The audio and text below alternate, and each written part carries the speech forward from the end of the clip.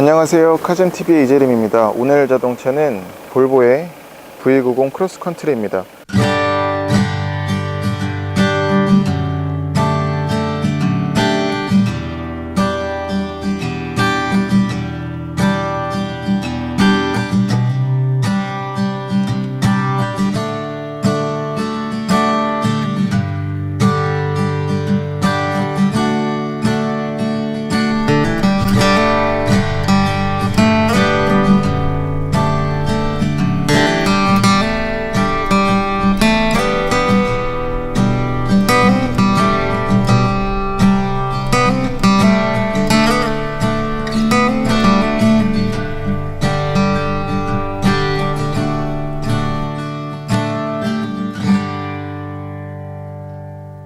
V60 크로스컨트리보다 좀 더 큰 모델이고, 사이즈로만 봐서는 벤츠 E클래스보다 살짝 작습니다. 하지만 외관이라는 특성상, 외관 형태의 특성상 차의 사이즈는 상당히 커 보여요.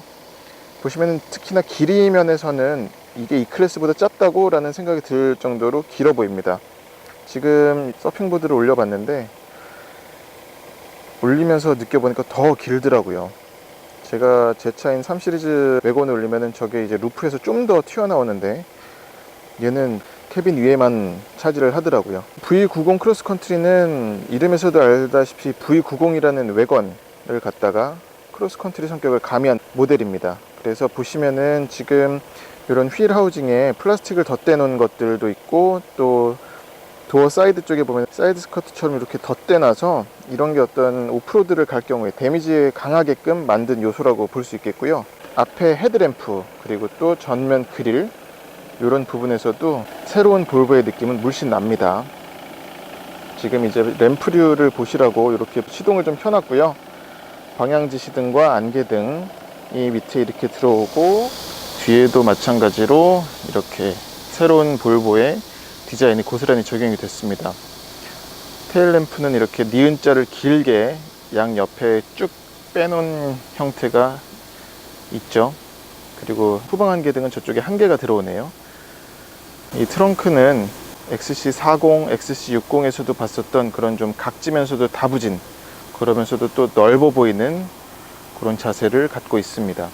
머플러도 양쪽으로 이렇게 뚫려 있어서 어떤 스포티한 요소로도 작용을 하고요. 그리고 참 보면은 옆에서 봤었던 그런 사이드 스텝과 맞물려서 후방 범퍼에도, 뒤쪽 범퍼에도 플라스틱을 덧대놨습니다. 오늘 모델은 그리고 D5예요. 디젤 모델입니다.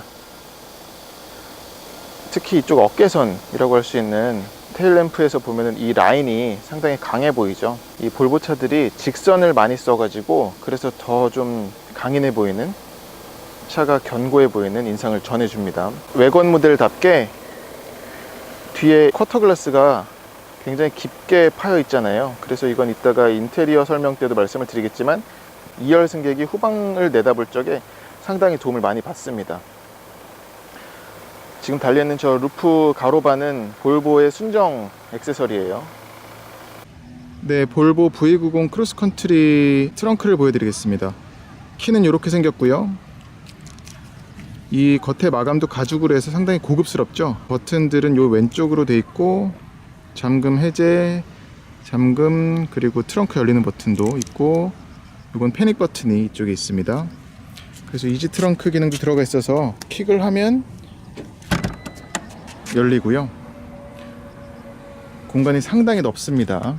끝까지 물건을 실을 수가 있겠고, 끝에 저렇게 보시면은 모퉁이에 네트를 걸 수 있는 고리도 사방에 있습니다. 이건 이렇게 세울 수 있어요.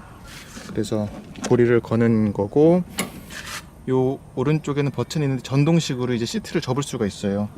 근데 지금 오른쪽에는 제가 카시트를 달아놔서 왼쪽을 접는 걸 보여드릴게요. 이걸 누르면 보시죠,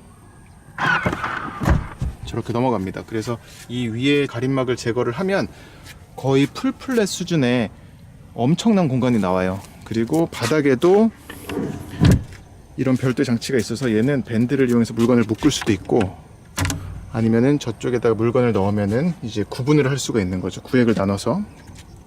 그리고 이게 끝이 아닙니다. 이렇게 드러내면 또 별도의 공간이 있습니다. 그리고 밑에는 지금 스페어 타이어가 있어서 이렇게 돼 있는데 이 안에까지도 마감이 잘 돼 있습니다. 보통 철판을 그대로 드러내는 경우가 많은데 요즘 차들은 얘는 이 안에까지도 마감을 해놨어요. 들어있는 스페어 타이어는 차오양의 레디얼 튜블리스 타이어가 들어있네요. 신고 있는 타이어는 지금 라티튜드 스포츠 S인데 스페어 타이어는 차오양 타이어를 갖고 있습니다. 그리고 시승차는 요 기능도 갖고 있어요. 그래서 얘를 누르면 이 밑에서 트레일러를 견인할 수 있는 견인 고리가 나오죠. 그래서 전원까지도 연결할 수 있고, 네. 스키스루도 갖췄습니다. 근데 스키스루는 트렁크 쪽에서만 열려요. 근데 이게 맞는 게 안에서 짐을 실을 때가 아니라 스키스루는 트렁크 쪽에서 실을 때 쓰는 거잖아요. 그런 논리로 이렇게 한 게 아닌가 싶습니다.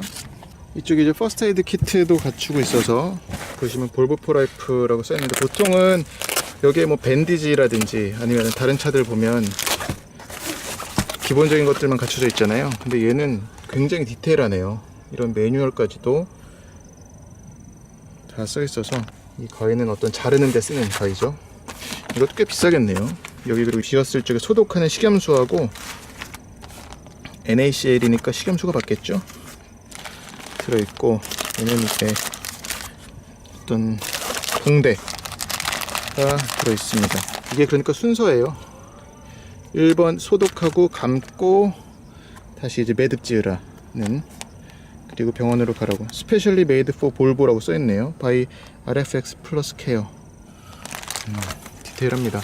그리고 이쪽에는 12V C가잭이 뒤에도 있고요. 역시나 또 V90cc에서 마음에 드는 부분은 요건데, 이 가림막이 이렇게 됐으면 트렁크 해치를 닫으면 쟤도 자동으로 내려와요. 보여드릴게요. 보이시죠?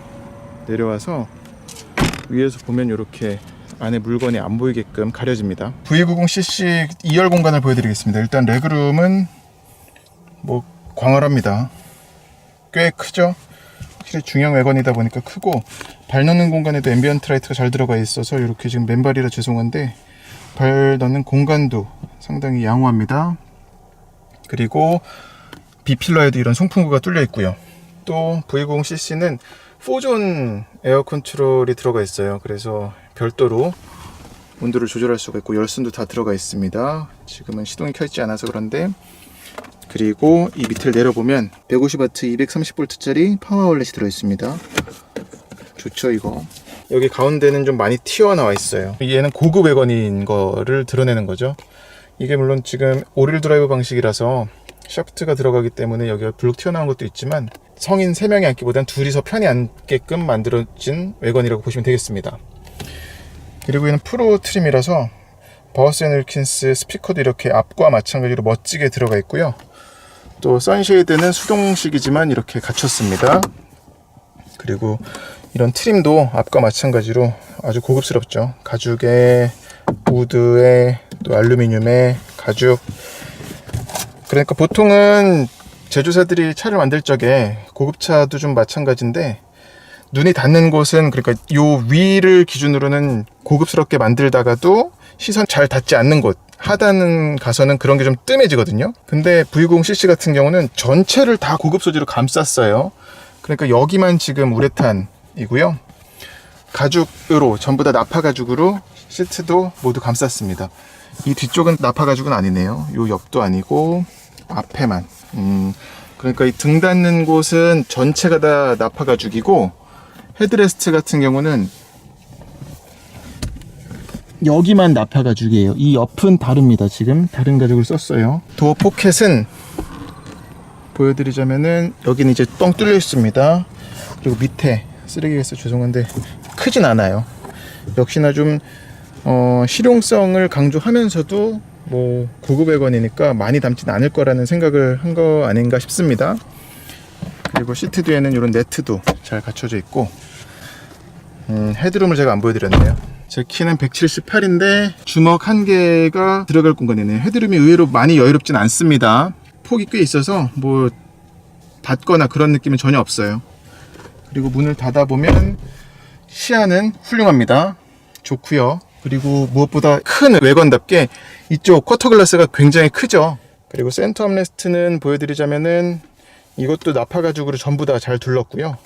여기는 뭘 놓을 수 있는 공간이 있는데 플라스틱이 일반 그냥 플라스틱보다는 마감을 좀 비싼 플라스틱을 썼고, 컵홀더는 이쪽에 푸시를 누르면 이렇게 튀어나옵니다. 그래서 이 지지대가 상당히 고무가 잘 지지를 하게끔 만들어져 있고, 또 이쪽에도 수납 공간이 또 있습니다. 네, 이 영상은 V90cc의 2열에 카시트를 달았을 때 어떤 공간이 나오는지 보여드리는 거고요. 아빠 좋아. 어? 아빠 차 좋아. 물어보지도 않았는데 좋아? 너무 기계적 아니야? 이 차 좋아? 응. 이 차 별로야? 응. 그럼 공신력이 떨어져. 원태야, 너 지금 뭐 먹을 거 줘서 좋다고 그러는 거야? 아유, 고마워. 어. 보시면은 이제 2열 공간이 확실히 이 차 휠베이스가 있다 보니까 뒤에 카시트는 물론이고 성인이 앉아도 충분한 레그룸과 헤드룸이 나옵니다. 그리고 무엇보다 이 위에 썬루프가 2열 승객의 헤드룸까지 뚫려 있어서 채광성이 상당히 좋아요. 그리고 또 외관이라서 저 2열 뒤쪽에 쿼터 글라스도 넓게 뚫려 있어서 거기서 오는 채광성도 좋습니다. 맛있어? 엄마도 줘. 엄마 그거 가먹을까? 다 먹었어? 엄마 거 없어? 네, V90cc 인테리어를 살펴보겠습니다. 인테리어는 상당히 고급스러운 느낌이에요. 크로스컨트리 라인업에서도 최고 위치에 있는 모델이다 보니까 거의 눈이 머무는 곳이라든지 손이 닿는 곳 중에 고급스러운 소재를 안 사용한 곳은 없습니다. 그리고 이런 하이그로시도 적당히 써서, 물론 이 센터페시아 디스플레이 주변은 좀 과한 느낌은 있습니다만, 이것도 주변에 사용한 가죽이라든지 아니면 우드, 또 알루미늄이나 다양한 소재들과 어울려서 포인트로 작용하는 것 같아요. 스티어링 휠은 전체를 다 가죽으로 만들었고, 이 에어백 있는 데는 우레탄인데 그래도 괜찮아요. 그리고 왼쪽은 이제 오토파일럿을 포함해서 첨단 운전자 보조 기능을 조작을 하고요. 오른쪽에는 이제 메뉴 설정이라든지 아니면 오디오 트랙, 볼륨, 그리고 음성 명령 버튼들이 모아져 있습니다. 이 차는 프로 트림이라서 바워스 앤 윌킨스 오디오 시스템이 들어갔는데, 이 스피커 안에도 보면은 이게 케블라를 이용하면 저렇게 노란색이 되던데 이것도 그건지 모르겠어요. 근데 참 예쁘죠? 이 안에도 트위터까지 같이 매립을 해놨습니다. 그리고 도어 패널을 보더라도 여기도 지금 보면은 가죽을 두 개를 섞었어요. 위에는 좀 내구성이 있는 가죽, 스티치도 돼 있고요. 우드가 들어가 있고, 알루미늄, 손잡이의 이 마감도 참 좋습니다. 손잡이를 만든 것도. 근데 보면은 여기는 나파 가죽이 아니고 여기만 나파 가죽이네요. 그러니까 우리 팔을 걸치는 신체가 닿는 부위만 나파 가죽을 썼습니다. 여기도 또 다른 가죽이에요. 그리고 이쪽 도어 포켓은 크진 않습니다. 근데 확실히 이게 고급 외관을 지향하다 보니까 물건을 많이 수납하는 쪽보다는, 트렁크는 물론 큽니다만, 이런 좀 고급스럽게 이것마저 다 꾸민 게 아닌가 싶습니다. 도어 스텝에는 볼보라는 음각이 들어가서 여기는 이제 불도 들어와요, 밤에 볼 적에는. 그리고 이쪽에도 별도의 수납 공간이 하나 있고요. 여기도 안에는 마감을 잘 해놨습니다. 풀 디지털 방식의 계기판이 들어갔고, 왼쪽이 속도계, 오른쪽이 엔진 회전계가 들어가 있습니다. V60cc 때도 마찬가지였지만 드라이브 셀렉터로 드라이브 모드를 바꾸면 큰 차이가 없어요. 풀 디지털 방식이지만 드라이브 셀렉터는 이쪽에 있습니다. 드라이브 모드는 요건 근데 조작하는 느낌이 전 그냥 버튼이나 이런 걸로 바뀌었으면 싶어요. 고상한 느낌은 있습니다만. 에코, 컴포트, 인디비주얼, 다이내믹, 오프로드까지 갖추고 있고요. 아무래도 크로스컨트리 모델이다 보니까. 일단 에코로 바꾸면 녹색이 되면서 왼쪽 아래 저 오토스타트 표시 있는 쪽은 타력주행, 코스팅 모드 일적에 절로 들어가고요. 컴포트로 가면 일반적인 엔진 회전계입니다. 그리고 다이내믹으로 가보면 오토스타트가 해제가 되고 아예 다이내믹이라는 문구가 뜨죠. 그리고 오프로드가 되면은 엔진 회전계에는 오프로드가 뜨지만 요 위에 이제 속도 제한 장치라는 표시가 가운데 활성화가 됐다는 게 뜨고요. 그리고 이쪽 속도계도 40km까지 제한이 걸리고, 그래서 내리막길이라든지 아니면은 오프로드에서 속도를 올릴 필요는 없잖아요. 그렇게 해서 드라이브 모드별로 구분을 해뒀습니다. 그리고 이제 볼보에서 어떤 자랑거리로 내세웠었던 첨단 운전자 보조 기능들이 조작은 쉽습니다. 저 화살표가 지금 왼쪽 오른쪽에 있잖아요. 저건 이제 요 스포크에 있는 버튼과 일치를 하는데, 오른쪽을 누르면 파일럿 어시스트, 그리고 가운데에 요 게이지 버튼을 누르면 활성화합니다. 그리고 또 왼쪽을 눌러보면 이제 어댑티브 크루즈 컨트롤만 활성화하는 거죠. 그리고 여기는 이제 오디오 조작 버튼이라서 이건 메뉴판에서 보여드릴게요. 네, 보시면 좀 지문이 상당히 많이 묻어 있죠. 이거를 알고 있는 볼보는 전용 융도 이렇게 공식적으로 만들었습니다. 이 융이 또 의외로 만듦새가 있어서 보면 디테일해요. 계기판 밑에 메뉴 버튼을 2초 동안 누르고 있으면 된다고 그러는데, 눌러볼게요. 네, 화면이 사라지죠? 이러면서 지문 묻은 것들이 더 잘 드러납니다. 이러면 닦으라는 거예요. 그리고 닦으면 확실히 없어지죠.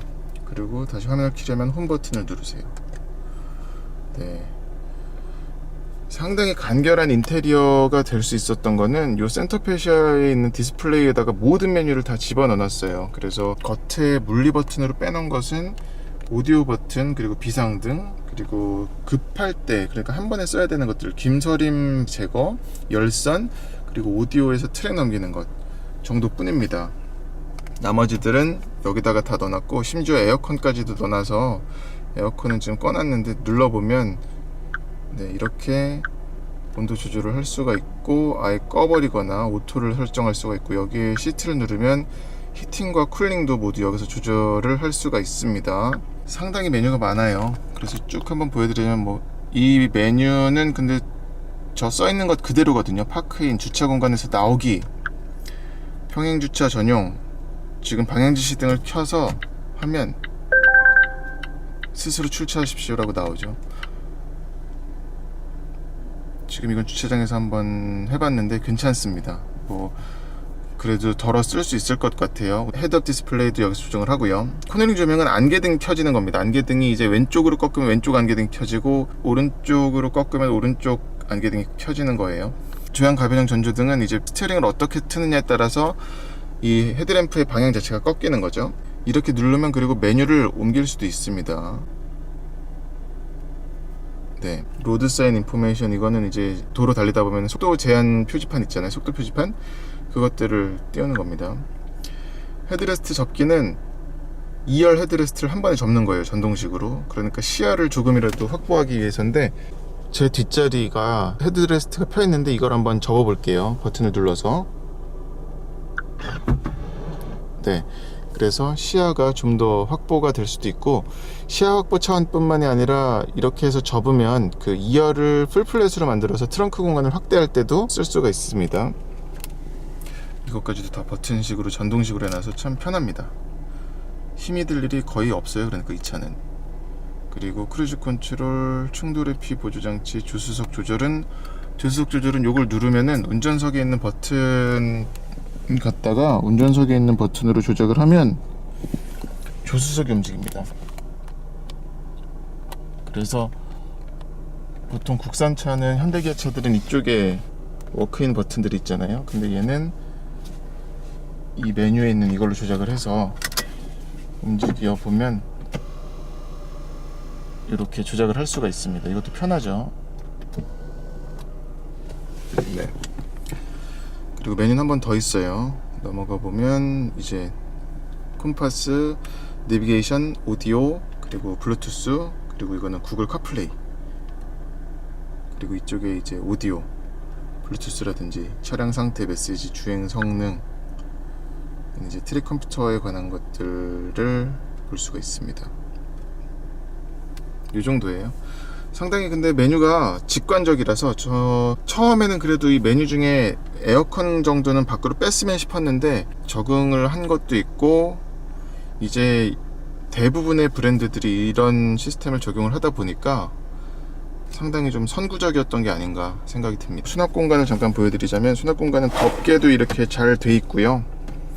열어보면 아래에는 컵홀더 2개가 있고, 키를 인식하는 안테나가 여기 있나 보죠. 센서가. 그리고 C가잭 있고 이 앞에 하나의 별도의 공간이 또 있는데 여긴 잿더리는 아닙니다. 잿더리가 빠졌어요.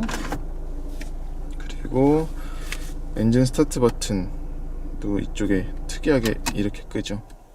그리고 드라이브 셀렉터가 이쪽에 있고 기어 노브가 있습니다. 기어 노브 참 만듦새도 고급스럽고 손 거치하기도 좋고, 이 가죽 부츠가 최근에 만나본 자동차 브랜드 중에 가장 두꺼워요. 소재적인 부분에서는 아낌없이 쓴 것 같아요. 볼보가. 센터 암레스트 밑에 수납 공간이 있는데 이 덮개도 가죽을 참 고급스럽게 썼습니다. 전부 나파 가죽이에요. 뒷자리 설명할 때도 말씀을 한번 드리겠는데 시트가 보시면 전체가 다 나파 가죽은 아닙니다. 지금 제가 만지고 있는 이 부분은 뭐 다 나파 가죽이긴 한데 여기 보시면 이 텍스처가 다르잖아요. 여긴 나파 가죽 아니에요. 이것도 아니고 이 뒤도 아니네요. 헤드레스트는 나파 가죽은 앞에만입니다. 두 가지 가죽을 섞었어요. 그러니까 뒤에는 좀 더 내구성이 있어야 됐으려나. 근데 이런 거 보면은 옆에서 보니까 보이지만 되게 아름답죠. 시트의 형상이 얇으면서도 확실히 좀 어떤 북유럽 가구 같다는 느낌이랄까요? 그런 게 좀 있습니다. SUV들을 타보면 더욱더 잘 느껴지는데 V90cc에서도 좀 느껴지네요. 어떤 이를테면 집 같다고 해야 될까요? 채광성을 고려하고 창문을 크게 뚫어서, 또 소재들도 선별해가지고 고급 소재를 사용을 하고, 소재를 갖다 조합을 배치를 할 적에도 참 아름답게 꾸몄다는 느낌이 주행하는 내내 들어서 이게 차를 소지하고 있으면은 큰 만족감으로 작용할 것 같아요. 이쪽 센터 암레스트 밑에는 큰 공간이 있습니다. 근데 깊진 않아요. 그렇게 깊진 않고, 그렇다 보니까 아마 별도의 램프도 안 넣은 것 같아요. 불로 밝히지 않아도 충분히 보일 수 있다 생각을 한 게 아닌가 싶고, 국내사양에선 그냥 빠졌을 수도 있고요. 여긴 이제 충전을 지원하는 USB 케이블하고 어떤 데이터 소켓이 또 있습니다. 이런 데도 보면 가죽이 이어지고 밑에도 플라스틱이 들어가고, 이것도 참 아름답네요. 네, V90cc 주행을 해보겠는데요. 이런 세레머니를 합니다. 실내로 그래도 디젤 갈갈거리는 게 좀 들어오죠. 진동 같은 것은 시트라든지 아니면 스티어링 휠, 그리고 이런 레버나 암레스트에서 올라오는 건 없습니다. 네, 시승차는 V90cc D5 모델입니다. 그래서 2리터 터보 디젤 엔진의 8단 자동 변속기이고요. 최고 출력은 235마력, 최대 토크는 48.9kg 포스미터입니다. 그래서 이 엔진은 뭐 지금 V90cc 뿐만이 아니라 XC60 모두 공용하는 파워트레인이기 때문에 익숙한 그런 파워트레인이고요. T5 모델도 시승을 했었는데 오늘 이제 D5 모델은 효율적인 면에서도 상당히 만족스러운 걸 느꼈습니다. 무엇보다 지금 이제 기름 탱크를 가득 채웠을 경우에는 총 주행 가는 거리가 약 750km까지 늘어나는 걸 볼 수가 있었고요. 아마 근데 연비 주행을 하다 보면은 그거보다도 좀 더 달릴 수 있지 않을까 싶습니다. 그리고 전에 T5 모델을 타면서 느꼈었던 부분은 그 19인치 커다란 휠 타이어를 신고서 주행 감각은 상당히 그렇게 단단한 데서 머무르지 어떤 딱딱한 느낌은 전혀 아니었었거든요. 그래서 그 느낌은 이번 D5 모델에서도 유지가 되는 것 같고, 무엇보다 디젤 엔진이다 보니까 무게가 좀 더 무겁잖아요. 그래서 그 부분 때문에 약간 좀 앞에 나가는 느낌이 무겁게 느껴지는 건 있습니다. 그리고 뭐 터보레그 때문에 좀 굼뜨게 나가는 것도 있고, 하지만 이 차는 어떤 다이내믹한, 아까 인테리어나 익스테리어 설명에서도 말씀드렸었지만 다이내믹한 퍼포먼스에 초점을 맞춘 에스테이트 모델은 아니기 때문에 주행하면서 그게 좀 답답하게 느껴지는 부분은 거의 없었어요. 그리고 최고 출력 235마력도 요급의 모델에서는 그래도 평이한 수준이라고 할 수 있기 때문에 아쉽게 느껴지는 부분은 없었습니다. 결론부터 말씀드리자면은 주행 질감은 단단하면서도 좀 안정적인, 겉에 갖고 있는 19인치 휠 타이어라든지 아니면은 약간 높은 전고를 가지고 있음에도 불구하고 달릴 때 느낌은 상당히 안정적이다 라고 말씀드릴 수 있겠습니다.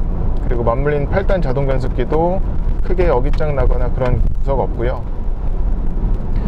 하지만 이런 19인치 휠 타이어가 평상시에는 탄탄하게 느껴지는 때가 있는데 가끔 이렇게 요철을 넘을 때나 그럴 적에는 확실히 그 부분에 있어서는 요거보다 한 치수 한 인치 아래에 휠 타이어를 끼워도 괜찮겠다, 오히려 나을 수도 있겠다라는 생각이 들 때가 있습니다. 평상시 주행에서는 나무랄 데 없어요. 그리고 아까 처음 초반에 말씀드렸었던 그런 초기 떨림, 초기 엔진 떨림 진동은 달리면서는 익히 어떤 디젤차의 특성답게 신경 쓰지 않을 만큼 잦아들고요.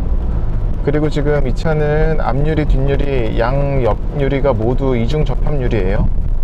그래서 외부에서 들어오는 소음을 상당히 차단하려고 노력했기 때문에 흡차음에 꽤 신경을 많이 썼다고 말씀드릴 수 있겠습니다. 이런 글라스류뿐만이 아니라 도어 패널 안에도 흡차음제를 상당히 많이 썼대요. 그래서 그 부분에 있어서도 어떤 원천적으로 디젤차가 내는 그런 소음을 차단하려고 한 게 아닌가 예상할 수 있겠습니다. 노면에서 올라오는 소음이 좀 있습니다. 이건 어쨌거나 좀 인치와 폭이 모두 큰 타이어를 껴가지고 올라오는 정숙성적인 면에서는 약간 손해를 보는 게 아닌가 예상할 수 있겠고, 코너에서 이 하체가 딱 쥐고서 가는 느낌이 상당히 안정적입니다. 그래서 이 커다란 외관을 가지고 GT라고 표현을 하기는 어렵겠지만 그럼에도 고속 장거리 주행에서 상당히 좀 편한 장점을 발휘한다고 말씀드릴 수 있겠고요. 실내에 거의 다 가죽을 써가지고 실내에 들어서면은 요 가죽 냄새가 참 좋게 후각적인 만족도도 좋네요.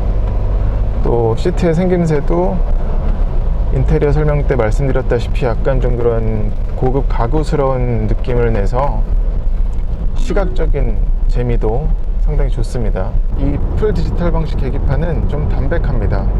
그러니까 뭐 화려하게 보여준다기보단 필요한 정보만 딱딱 보여주는 수준이고요. 가운데 지도도 표시가 되는데 전체를 지도로 바꿀 수는 없고요. 여긴 또 세로 타입이잖아요. 거기다가 또 지금 카플레이를 연동하니까 화면이 요 절반 정도만 쓰고 있는데 이 화면에 크게 의지하지 않더라도 이 지도를 보고서 갈 수가 있습니다. 볼보의 또 하나의 큰 장점은 이 첨단 운전자 보조 기능이 XC90하고 V90cc 내놨을 때부터 도입을 해가지고, 근데 이제 3년 정도 지나 보니까 다른 경쟁 브랜드들이 워낙에들 많이 빠르게 따라와서 조작하는데 편한 건 여전합니다만 약간 좀 정확도는 떨어지는 것 같아요. 지금 이제 95km에 맞춰놓고서 해보면, 그럼 이제 계기판에 이렇게 녹색으로 스티어링 휠이 뜨고요. 이렇게 해서 조작을 이제 차가 스스로 제어를 하면서 가는데, 지금 이제 테스트 차원에서 보여드리는 거고요. 한 10초, 15초 만에 조향하십시오라는 안내가 뜨고요. 그래서 잡으면 이제 센서가 다시 인지를 하면 다시 15초가 들어가는 거예요. 강릉 대관역 휴게소입니다. 주유소와 GS 충전소가 있습니다. 다음 휴게소 지금 이렇게 가보면 4km 평창 휴게소입니다. 지금 이제 직선이니까 괜찮은데 또 비가 오네요. 약간 커브길 같은 데서는 휴게소입니다. 살짝 좀 불안할 때가 있습니다. 그러니까 갑자기 차선을 놓친다거나 그러는 경우가 지금 또 취소가 됐네요. 전에도 이 시간이었긴 했는데 요즘 나오는 차들에 비해서는 좀 짧죠. 그런 게 있습니다. 하지만 조작하기 편한 거는 아주 우수하죠. 왼쪽 누르면 어댑티브 크루즈 컨트롤, 오른쪽 누르면 파일럿 어시스트, 그래서 가운데 누르면 셋. 지금은 파일럿 어시스트고 여기서 누르면 어댑티브 크루즈 컨트롤만 세트가 되는 거고, 보기에도 쉽고 조작하기도 쉽습니다. 그리고 지금 이제 비가 오니까 보여드리는데 워셔액을 뿌려보면은, 당겨보면 워셔액이 분사식이 아니라 와이퍼 블레이드에서 나와요. 그래서 지금 뿌려보면 이렇게 맺히는 걸 알 수가 있죠. 와이퍼 블레이드에서 나오는 겁니다. 이것도 이제 주변 차들에게 그런 좀 흩뿌리는 거를 방지하는, 주변 차를 배려하는 장치라고 할 수 있겠네요. 볼보스럽죠. 지금 이 빗소리가 토독토독 떨어지는 소리가 들리실지 모르겠는데 빗소리부터도 이 윈드실드가 두껍다 보니까 작게 들려요. 빗방울 부딪히는 소리도. 아까 말씀드렸다시피 모든 유리가 지금 이제 이중 접합 유리가 들어가서 그런 데서 오는 어떤 소음 차단입니다. V90cc는 참 매끄럽고 유순한 차라고 정리할 수 있을 것 같습니다. 그러니까 어떤 상황에서도 편하지만 고급스러운 감성은 물씬 풍기고 있어서 어떤 뭐 주행 질감이라든지 또 갖고 있는 생김새 그리고 쓰인 소재나 이런 보이는 인테리어적인 것들도 고급 중형 에스테이트에 어울리는 거동을 보이네요. 오토 스타트 스톱이 깨어날 적에 상당히 소리가 적어요. 지금 이제 보시면 살짝 푸르륵 깨어나는 것만 감지될 수준이고 상당히 적다는 걸 알 수가 있습니다. 근데 확실히 이게 중속 가속을 해볼 때 보면 터보레그는 번번이 느껴지네요. 이게 약간 드라이브 모드를 다이내믹으로 바꿔보면 좀 달라지긴 합니다. 터보레그 싫어하시는 분들이라면 아예 다이내믹으로 두고 다녀도 괜찮을 것 같아요. 다이내믹으로 한다고 해서 서스펜션까지 같이 연동해서 단단해지는 감쇄력까지 조절하는 건 아니기 때문에 다이내믹 상태로 두고 달릴 적에 차가 좀 더 입력값에 바로바로 반응하는 그런 움직임을 보여줍니다. 네, 이렇게 쥐고 나갈 적에 보면은 거의 뭐 무너지지 않고 잘 버티면서 돌아나가기 때문에 이런 것도 운전자에게는 큰 자신감을 주는 요소죠. 근데 이것도 V90cc에서는 자신감으로 느껴진다기보다는 그냥 어떤 좀 여유로움, 느긋함으로 느껴지는 것 같습니다. 다이내믹하게 좀 하드하게 좀 세게 몰아붙여도 V90cc는 모든 걸 받아주는 성격이어서 운전자가 아예 좀 세게 달리고 싶은 그런 것보다는 어느 상황에서나 여유롭게 마음으로 달리게끔 하는 경향이 있습니다.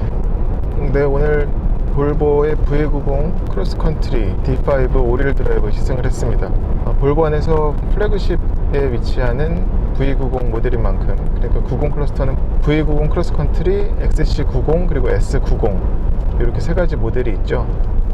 볼보 안에서는 가장 최상위층에 위치하는 세 가지 플래그십 모델입니다. 그 중에서도 V90 크로스컨트리는 XC70 때부터 시작했던 그런 외관에다가 좀 더 SUV 성격을 가미해서 적재성은 적재성대로 그리고 또 어떤 오프로드 주파 성능도 조금 더해서 다양하게 활용할 수 있도록 한 볼보만의 합리성을 더한 럭셔리 라이프 스타일인데 그게 이 V90 크로스컨트리에 가장 잘 묻어있지 않나 싶습니다. 그런 면에서 보면은 V90 크로스컨트리는 볼보의 시그니처 같은 모델이라고 할 수가 있죠. 참 매력이 있는 모델인 것 같고요. 대기 수요가 꽤 많이 밀려 있어서 고객들한테는 불만일 것 같습니다. 조금씩 해소가 되겠죠. 네, 이것으로 볼보 V90 크로스컨트리 D5 오릴 드라이브 시승은 마치겠습니다. 고맙습니다. 구독과 좋아요 부탁드리고요. 댓글도 꼭 남겨주시기 바랍니다.